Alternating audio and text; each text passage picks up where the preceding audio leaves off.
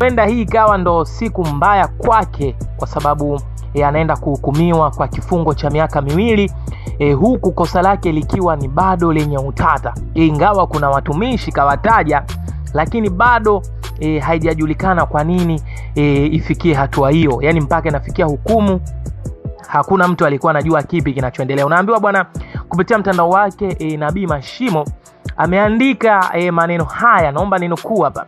Anasema, namshukuru sana Mungu, leo nimehukumiwa kwenda jela miaka 2 kwa sababu ya haki mbele ya Mheshimiwa Ramadhani Lwangamila.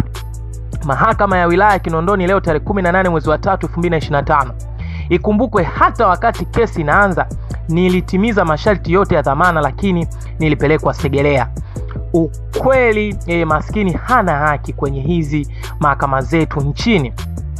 Pamoja na yote, mwambieni Askofu Gwajima naenda jela, ila hata kuwa rais wa Tanzania mwaka 2025. Rais atabaki kuwa Samia Suluhu Hassan. Nimehukumiwa kwenda jela miaka 2 na kulipa faini ya shilingi milioni 5. Kipekee namshukuru sana Mtume Mwamposa, amenitia moyo sana toka mwanzo wa kesi, na Bikira Marisa na kadhalika.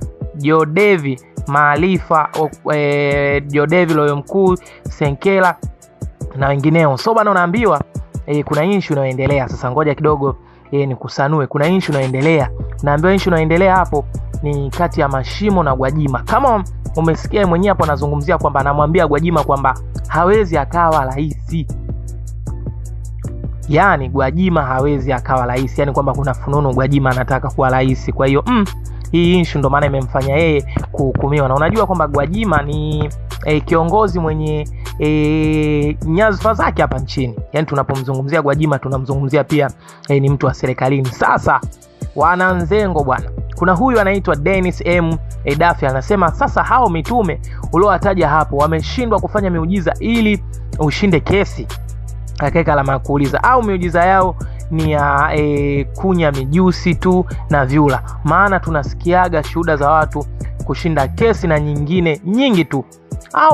Au basi akaishia hivyo. Kuna huyu mwingine anasema, nasemaje askofu mkuu wa makanisa ya ufufuo na uzima duniani Askofu Josephat Mathias Gwajima anapita kwa urahisi wa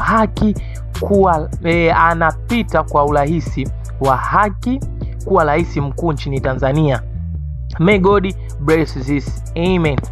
Huyu mwingine akasema, Jodevi unaenda naye jela au kamdomo kamekuponza? Huyu mwingine akasema, mbona umemuingiza Askofu Gwajima kwenye kifungo chako wakati huyo Askofu Gwajima ndiye aliyekupatia mabati ya kujenga kanisa unaloliongoza? Mchungaji Mashimo, ama kweli tenda wema nenda zako. Hii kweli tunakumbuka.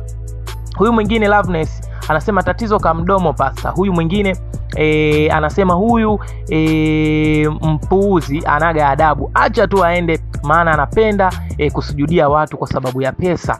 Huyu mwingine anasema, usilalamike sana, hata Yusufu alikaa gerezani, Paulo na Sila pia wao walikaa gerezani, ila wenzio walikuwa na imani, waliomba mpaka milango ya gereza ikafunguka. Zamu yako na wewe, kapige injili mpaka gereza lipasuke. Huyu mwingine akasema, mwache aende tu, maana hata kosa lake hajaandika.